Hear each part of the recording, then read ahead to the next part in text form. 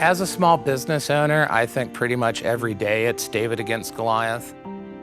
In this case, Goliath was the state of West Virginia. So I bought the company in 2005 with the help of my wife, Stephanie. But this other moving company, they were using this archaic law that was on the books.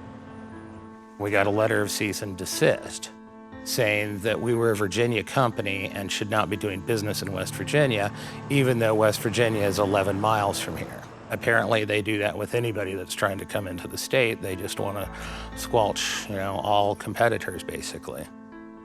It was even a little bit more disconcerting that a competitor can say, hey, we don't want you doing business in our state. And they shut us down because of that. So our application was vetoed, so we couldn't do any business there. We were crushed.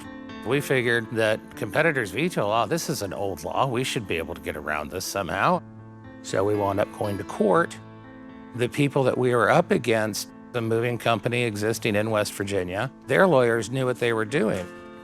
And when we lost, it was pretty devastating. After we were denied, that was about the same time that Stephanie got sick and wound up passing away not too long after that. She was the spearhead of doing all this with court and everything because I don't do well with authority.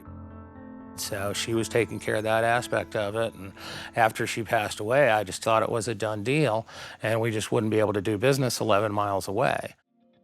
But then PLF wound up going against the state of West Virginia, suing on my behalf, and pretty much became a thorn in their side to the point where the governor just went ahead and changed legislation, just signed a bill stating that moving did not come under the competitor's veto law. I was really missing Stephanie at that point because I was really hoping she could have seen that. That would have been fantastic, but I was still really happy. Every single carrier that I know is able to do business in West Virginia now because of what PLF did.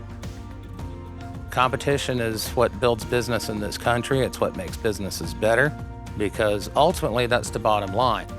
When I first encountered PLF, I wasn't really aware of what competitor's veto law was. And turns out here it's this unconstitutional, archaic law that's on the books, and we were able to get it changed.